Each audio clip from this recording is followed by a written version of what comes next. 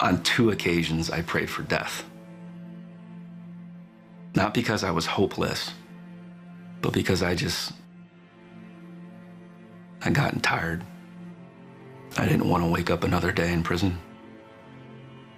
Josh Keezer spent 16 years in prison for a murder he didn't commit.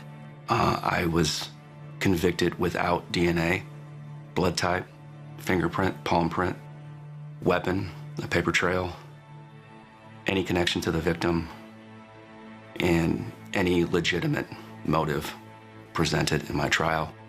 False testimony from jailhouse snitches looking for lighter sentences, and a fabricated testimony from a friend of the murdered girl were enough to convince a jury Josh was the killer. Dealing with the conflict in my own heart about the lies that were told about me has been like a long wrestling match with God and with the world and with myself. I feel like I'm still in that match. Like it's never ended. I have to focus on God's narrative of my life more than the other narratives.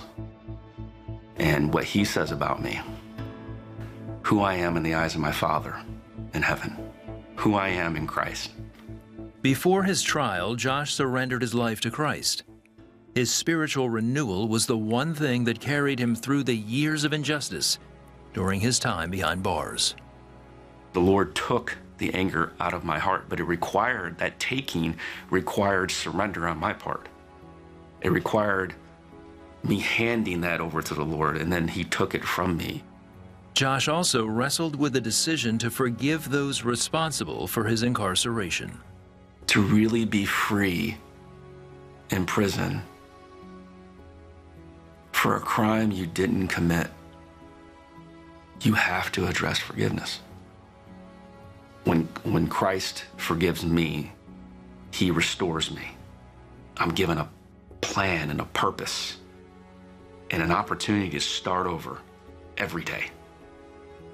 Forgiveness is meant to be a gift. Do we give that gift that God gave us, or do we hold on to our anger and our rage? It's willing to hand your enemies, to gift to your enemies something that Christ gave us. And I took it into my prayer closet and I wrestled with God and I allowed him to do whatever he had to do in my life to let that go or to take it from me so that I can show these men the love of Christ. While being set free from anger and unforgiveness, he would eventually be set free physically. At a new hearing, Josh was given an actual innocence ruling that went beyond not guilty. He was set free, redeemed.